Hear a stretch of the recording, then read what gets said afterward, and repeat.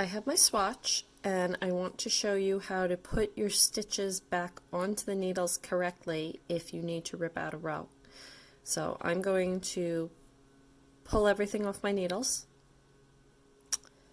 and I'm going to just rip out my decrease rows here, a couple of rows.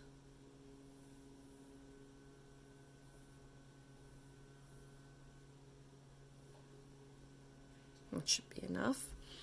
And now I'm going to put those stitches back on the needle.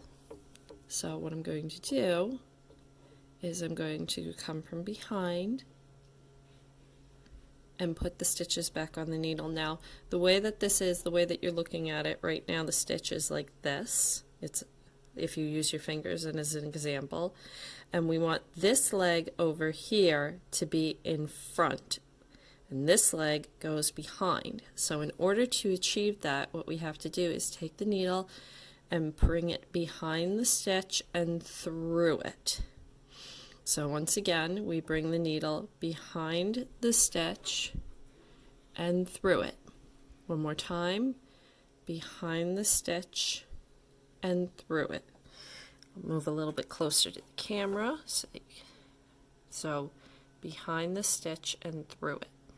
So we make sure that the stitch looks like this. It's a little hard to see when you're looking at it face on. So you come behind the stitch and into it. Behind the stitch and into it. You can squeeze with your fingers, almost like pinching from down here to make it stand up a little bit.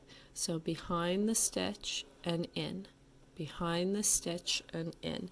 You can manipulate it with your fingers and with the needle if need be. So behind the stitch and in, behind the stitch and in. And you can kind of like twist it into the right position with your thumb while you're pinching it. Behind the stitch and in. Behind the stitch and in.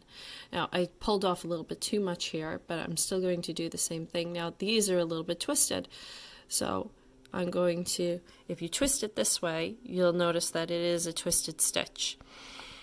So that's not what we want. We want the stitch to look the other way. So turn it around and there it is, looping up one side and down the other. So now we go behind the stitch and in. This one, again, if we squeeze it with our thumb and look at it, it's twisted. And you can see that because the bar is coming over, like it's getting ready to do an 8. It looks like the top of an 8, and that's not what we want. We want to turn it and come behind the stitch and in, behind the stitch and in. If it looks like you're putting a figure 8 back onto your needles, then if it looks like a figure 8 before you put it back on your needles, then it's incorrect. Now, I went a little too far, which is fine. Slip the stitches back over till I find the working yarn and just finish the row. And a lot of the time these end stitches, when you pull them out, are just going to be loose and that'll block out. So that's not a problem. That's it.